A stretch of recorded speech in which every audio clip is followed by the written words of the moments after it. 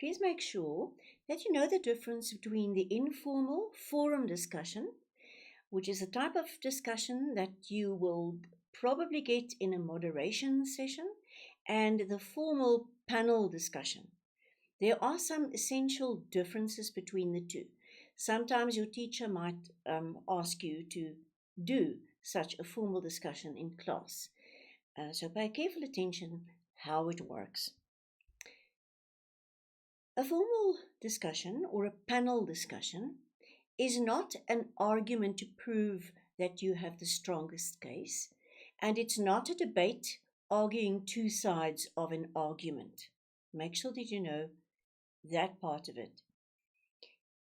It's not people sitting in a panel trying to prove that they know best or that they have the strongest case. Very important to remember that. It is, however, a formal public discussion, and it is discussed from different angles. And the key element is that it is done by experts. So you can see that if you are given a question like this to do in class, you will have to have a certain role to go and prepare, because you're going to have to speak from a certain perspective as a panel member.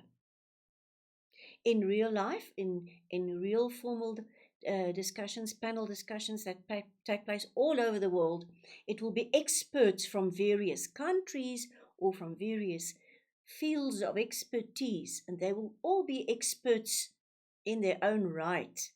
But if you are going to have such a discussion in class, you are going to have to prepare from a certain angle.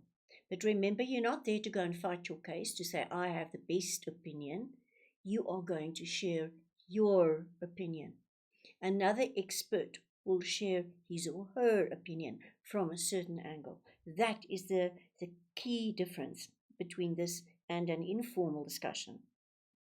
It's experts representing different interests. They draw from their own knowledge and from their own experience, and therefore they will have their own perspective on the topic. And once again, very important, it cannot happen without a chairperson, because the chairperson must make sure that there's order, must make sure that the discussion ends when it should, must make sure that people don't get out of hand or don't become rude or something like that, and that there's flow. It is also attended by an audience, and in the same way as the audience cannot take part in the panel discussion while it's happening, there will be questions at the end directed to specific panel members by the audience. So after the panel discussion, there will be about 10 minutes where the audience can ask specific questions to specific people. But once again, the control lies with the chairperson. Now, for the oral assignment, you'll probably be given a topic, right? A certain topic, whatever it is, on global warming, whatever the topic might be. You were given time to prepare, for instance, in a homework assignment.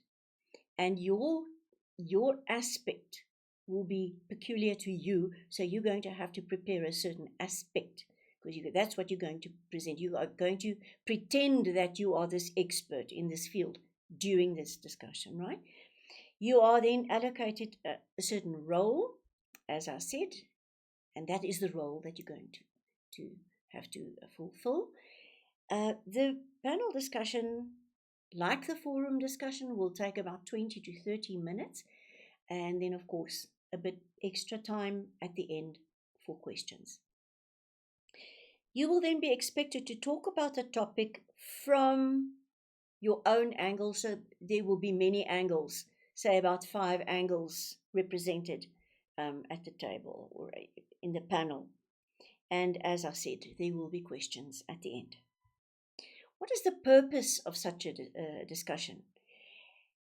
It it gives the opportunity to people to hear different points of view about a certain topic.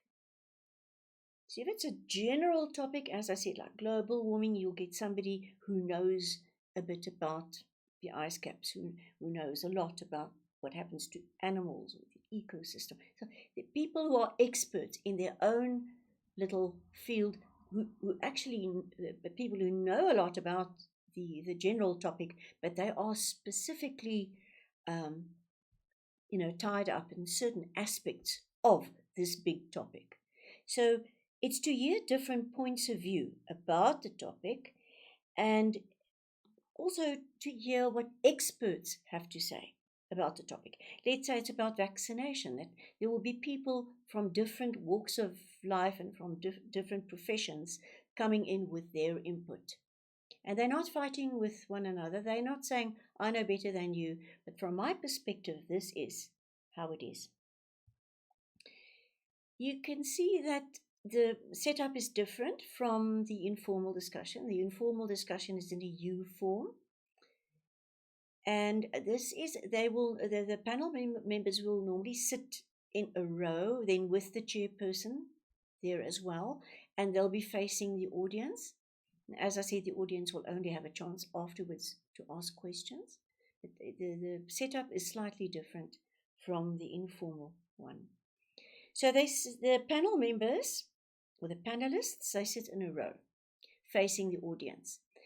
They are then beforehand given a topic. This is now a formal discussion. They are allocated roles if necessary. They are told, you will be asked specifically to look at this aspect of this topic, and this person will come prepared, right? They will get individually introduced by the chairperson. Can you see once again the role of the chairperson to see that the flow is happening here? They have to state their views when asked by the chairperson. They can't just chip in whenever they want to or interrupt. They will be given an opportunity by the chairperson. They will be given a specific question, for instance. And it's a very ordered, it's a formal occasion. You have to then also, the panelists also have to answer questions addressed to them by the audience afterwards. The audience member will say, I have a question for Professor so-and-so. And then you would want a specific question or specific information from that person, because that person is the expert in that field. So you put up your hand if you want to ask a question, and also even if a panel member wants to say something when they are not asked specifically to speak, they can just put up their hand, and then they might be given the opportunity by the chairperson to speak. Once again, duties of the chairperson, very important. If you are ever given the duty of the chairperson in a school discussion, make sure that your role it is to keep order and to remain neutral. You can't now go take sides, or this is not about side taking. You must be neutral, you must keep order, you must manage the time, make sure that you don't go over time. Always keep time, make sure that you stick to the agenda that you actually put together beforehand. Stick to it, and that make sure that the flow is such that everything that you've planned to do actually gets done, so that you don't end up saying, oh my word, 30 minutes and 5 aspects have not been touched upon. Be very careful. There must be careful planning done by the chairperson, and careful control exercised during the discussion. Also, the role is to introduce the speakers, to encourage participation, to make sure that all the panelists actually get something, gets an opportunity to speak. Otherwise, one person might sit there all the time and not have had an opportunity to give his or her expert opinion. What an embarrassment. Cannot have that. The expert and the chairperson must be very alert and make sure that all these things are looked at. Must also accept questions from the audience, and in the end, in the last 2 minutes or so, must summate and conclude the discussion. So this is basically what we've said, and in conclusion, this or that. You're also going to very briefly thank the members for their attendance and for their valuable contribution. They are experts. And call perhaps, if necessary, if that's part of the discussion, it won't be part of anything that you do at school, but perhaps call for proposals or nominations or votes if it should be relevant, if it's part of the panel discussion. So when planning the discussion, the chairperson therefore has a big role to play. This person must make sure that all the participants, in this case it will be your peers with various roles, that they know exactly what the goal of the discussion is, why the panel is assembled. For instance, is it to present practical solutions to a problem? Is it perhaps to host a complex or an abstract discussion? Is it to provide information on the topic to an ignorant audience? He must also, or she must, make sure that the panel members have enough time to prepare, and they must come prepared. Otherwise, there's no meaning to the discussion. If the people are not experts, and if you, as a panel member, if you have not done your preparation, you are not an expert. So you shouldn't be there. So you must also know whether is it a basic introduction to the topic, or is the audience informed? Does the audience want a more in-depth look at this topic? So do they want advanced advice, or is it just like a basic introduction? Because that's going to determine what kind of information you're going to give. Isn't that true? Then, still in planning, a chairperson must also make 100% sure that he or she knows how long the panel discussion must be. Now, remember that in general, public for panel discussions might be about 45 to 60 minutes. If it's a very serious international kind of discussion, it'll be about 90 minutes. But at school, you will be given 20 to 30 minutes. So where for instance, the chairperson has about 10 minutes in one of those discussions, has about 10 minutes to introduce the panel members briefly, you are going to have less time. So if you only have 20 to 30 minutes, your introductions must be very short, no longer than, or at the most, 6 minutes, right? So the participants should stick around for some time afterwards to ask questions. So please make sure that they also know that they can't say, oh, but I have an appointment, I have to leave. You have to be available for questions afterwards. So in other words, allow for about 40 to 45 minutes of your afternoon. Don't go and make other appointments if you have this oral assignment set by your teacher. The chairperson can also help the members by writing down open-ended questions. Okay, so if you don't know what to say, try this or try that. Or write specific questions if the chairperson is knowledgeable or very intelligent, or could perhaps write specific questions directed at individual panelists to go and think about or research. And must make sure that these questions are divided evenly. You don't go and favor some members. You go make sure that you look after all your panelists if you are the chairperson. Remember, you are in charge.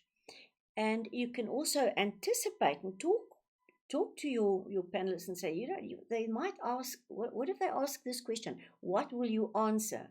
And you will arrange the questions in rough order from the most to the least important, so that should some of the questions or the aspects not really get covered in the end, that it's the least important ones. But you should still be in charge of the time. And the questions should be tied, they should be related to each other. One should tie into the other one. Now, during the panel discussion, before conducting the formal meeting, the chairperson should briefly introduce the panel. I've told you about that each participant should be introduced briefly, just by mentioning what exactly that person's area of expertise actually is. Avoid going into a complete biography. Don't go and give the whole resume, or no, just what is this person's field of expertise? That's all that's necessary. And make sure that you introduced. And I said in school, you'll be, if you have 30 minutes, only about 6 minutes, whereas on a more formal, 10 minutes or so. And at the end of the meeting, remember that you must summate and that you must allow for the questions. You must never forget that. And then that is what the formal or the panel discussion is all about.